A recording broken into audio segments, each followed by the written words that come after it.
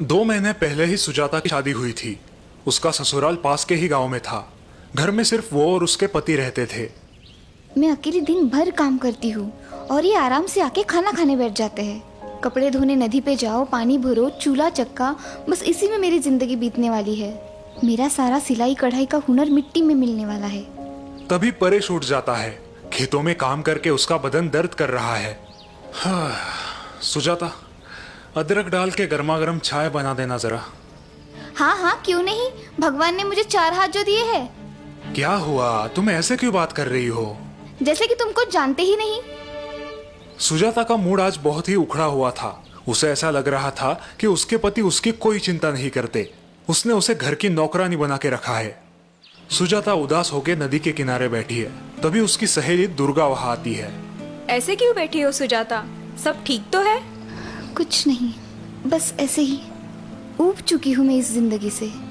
शादी को सिर्फ 2 महीने हुए हैं और तुम ऐसे बोल रही हो? और नहीं तो क्या। सुबह जल्दी उठो, दिन भर घर के काम करो, बाजार जाओ, पानी भरो, बस यही जिंदगी रह गई है। और पतिदेव की कोई मदद नहीं, जैसे कि गृहस्थी सिर्फ हमारी है। लेकिन क्या करें, अब सहना ही पड़ेगा। नहीं। क्या मतलब? हमें इस उबाऊ जिंदगी से छुटकारा मिल सकता है? हाँ, क्यों नहीं। इसलिए तो मैंने मेरे पति का घर छोड़ दिया। अब सुकून से यहाँ मायके में जी रही हूँ। खेत से थक कर सुजाता का पति परेश घर लौटता है, लेकिन सुजाता गुस्से में घर छोड़कर मायके चली जाती है। लगता है रूठ के मायके चली गई है। पता नहीं उसे क्या शिकायत है मुझसे। ठीक है, 2 दिन वहां रहेगी तो उसे अच्छा लगेगा। दिमाग शांत हो जाएगा तो लौट आएगी। सुजाता मायके अपने घर आती है। मायके में सिर्फ उसकी माँ और छोटा भाई है। वो दोनों सुजाता का खुशी से स्वागत करते हैं, लेकिन कुछ ही दिनों बाद जब तीनों गपशप करने बैठते हैं। सुजाता, जमाई बाबू वहाँ अकेले है, तुम अपने ससुराल कब लौट रही हो? माँ, मैं आप पर बोझ नहीं बनूंगी। दीदी, ये क्या कह रही हो आप? आप हम पर कभी बोझ नहीं बन सकती। लेकिन तुम ऐसी बात क्यों कर रही हो बेटा? सुजाता उन्हें फिर कभी ससुराल ना जाने का अपना फैसला सुनाती है। सुजाता की माँ और भाई को जोर का झटका लगता है। ये क्या कह रही हो बेटा? जमाई बाबू तो भले नेक इंसान है। हाँ दीदी, जीजू आपका बहुत ध्यान रखते हैं, फिर भी आप ऐसा क्यों कह रही हो? क्योंकि मैं उब चुकी हूँ उस गृहस्थी से। पूरा दिन घर में मैं ही मरती रहती हूँ। तुम्हारे जीजा जी मुझे रत्ती भर की भी मदद नहीं करते। बस मैंने फैसला कर लिया है, मैं यही सिलाई बुनाई का काम करूंगी और आप लोगों के साथ ही रहूंगी। दूसरे दिन सुजाता और उसकी माँ नदी पर पानी भरने जाते हैं। नदी के पास पहुंचते ही माँ थककर नदी के किनारे बैठ जाती है। क्या हुआ माँ? बेटा, थोड़ा पानी पिलाना तो। सुजाता पानी लाने नदी पर जाती है। ओह, ये पानी तो बहुत गंदा हो चुका है। ये माँ को कैसे पिलाऊं? सुजाता माँ के पास लौटती है। माँ, नदी का पानी बहुत मैला है, इसलिए मैं नहीं लेके आई। अब क्या करें? अच्छा, ये बात है बेटा, तुम थोड़ी देर बाद जाकर लाना। थोड़ी देर बाद सुजाता फिर से नदी के तट पर माँ के लिए पीने का पानी लेने जाती है। अब नदी पर कोई नहीं है। सुजाता पानी देख के अचरज में पड़ जाती है। अरे वाह, ये पानी तो अब एकदम साफ हो गया है। अब ये पानी माँ के लिए ठीक है।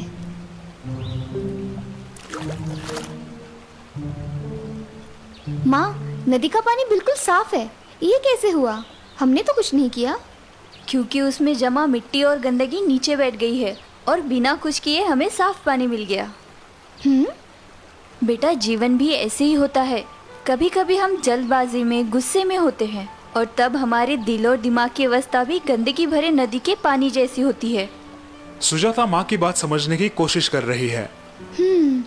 उससे हमारा नुकसान कैसे होता है माँ? तब हम गलत निर्णय लेते हैं और जिंदगी भर पछताते हैं। तो ऐसे वक्त हमें क्या करना चाहिए माँ? ऐसे वक्त हमें शांत रहना चाहिए और उस समय को वक्त के हाथ में सौंपना चाहिए। कई बार समस्या अपने आप ही सुलझ जाती है, बिल्कुल उस नदी के पानी की तरह, जिसे साफ होने के लिए हमने बस थोड़ा सा समय दिया। माँ की बात सुन के सुजाता को उसकी गलती का एहसास होता है और तभी उसका छोटा भाई वहां आता है। दीदी, दीदी, जीजू का फोन आया था, कल आपको लेने आ रहे हैं। ये खुशखबर सुनकर सुजाता सोच में पड़ जाती है। क्या सोच रही हो बेटा? जाओगे ना अपने घर? जमाई बाबू को तुम्हारी फिक्र ना होती तो रोज तुम्हारे भाई को फोन करके तुम्हारी पूछताछ ना करते। माँ की बात सुन के सुजाता की आंखें भर आती है। उसे अपनी गलती का एहसास हुआ देख माँ और उसका भाई खुश हो जाते हैं। और दीदी आपके लिए एक खुश खबर भी है। जीजू ने आपके लिए एक नई सिलाई मशीन खरीदी है। लेकिन सिलाई मशीन तो महंगी होती है ना, इतने पैसे नहीं है हमारे पास। इसीलिए तो खेत का काम खत्म होते ही वो किसी और के खेत में हाथ बटाने जाया करते थे। मुझे लगा आपको ये बात पता होगी।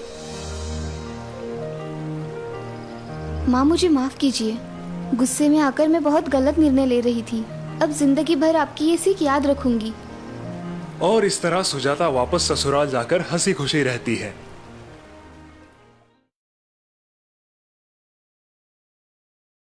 गिरधरी लाल, जो एक माध्यमिक स्कूल के प्रिंसिपल थे, अब रिटायर हो चुके थे।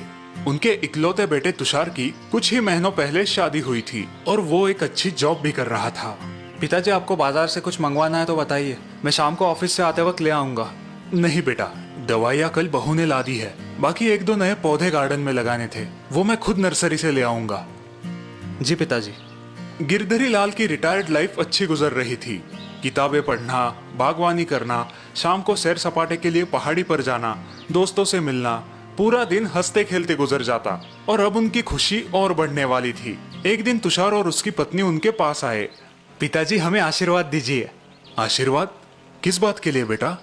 पिताजी, आप दादा बनने वाले हैं। ये खुशी की बात सुन के गिरधरी लाल फूले नहीं समाये। वाह, क्या बढ़िया खबर सुनाई है तुमने। आज तुम्हारी माँ जिंदा होती तो खुशी से पागल हो जाती। महीने बीत जाते हैं। गिरधरी लाल बड़े उत्साह से अपने आने वाले पोते का इंतजार कर रहे थे। अब तुषार की पत्नी का 7वां महीना चल रहा था। ये लो बहू, तुम्हारे लिए। ओह, बहुत सुंदर है। धन्यवाद पिताजी। बहू, खाना ठीक से खा रही हो ना? जी पिताजी, आपकी सारी सलाहें बहुत काम आ रही है। लेकिन आज तुषार की माँ जिंदा होती तो तुम्हें सिर पे बिठाती। तभी तुषार बाजार से सामान लेके घर आता है। सीमा, आज तुम सिर्फ आराम करो, मैं खाना बनाऊंगा। बिल्कुल ठीक तुषार, आज खाना हम दोनों मिलके बनाएंगे। बहू को आज छुट्टी। आप दोनों मुझे आलसी बना दोगे, फिर ये आने वाला छोटा मेहमान भी आलसी बनेगा। बाद में मुझे मत खरी खोटी सुनाना। तुषार और गिरधरी लाल पालक की सब्जी साफ करने बैठते हैं और सीमा आराम से सोफे पे बैठी है। अच्छा, मुझे अब ये बताओ, तुम अपने संतान की परवरिश कैसे करोगे? ये भी कोई पूछने की बात है पिताजी। बेशक हम उसे बड़े प्यार दुलार के साथ बड़ा करेंगे। हाँ, उसे जो चाहिए वो सब उसे देंगे। उसकी सारी इच्छाएं पूरी करेंगे। उसे किसी भी प्रकार की कठिनाइयों का सामना नहीं करने देंगे। बिल्कुल, उसे हर मुसीबत से दूर रखेंगे। उन दोनों की बातें सुन के गिरधरी लाल सोच में पड़ जाते हैं। हम ठीक कह रहे हैं ना पिताजी? इसका जवाब मैं तुम्हें कुछ दिनों बाद दूंगा। गिरधरी लाल की बात सुन के तुषार और सीमा उलझन में पड़ जाते हैं। अगले दिन गिरधरी लाल नर्सरी से गुलाब के 2 छोटे पौधे ले आते हैं और एक पौधा बेटे और बहू को दे देते हैं। बहू, तुषार, ये छोटा पौधा तुम्हें हमारे बगीचे में लगाना है। और ये दूसरा पौधा पिताजी? ये मैं खुद लगाऊंगा और आज से हम दोनों अपने अपने पौधों की निगरानी करेंगे। अब गिरधरी लाल अपने पौधे को बगीचे में लगा देते हैं और उसके पास ही तुषार और सीमा उनके पौधे को। दोनों अपने अपने पौधे की अच्छे से देखभाल कर रहे हैं, लेकिन तुषार और सीमा थोड़ी ज्यादा। पता नहीं पिताजी हमें क्या सीख देना चाहते हैं। मैं तो सोच सोच के थक गया। दिन बीतते जाते हैं। गिरधरी लाल अपने पौधे को सिर्फ आधा गिलास ही पानी देते थे और तुषार अपने पौधे को 2 गिलास पानी और हर हफ्ते खाद भी देता था।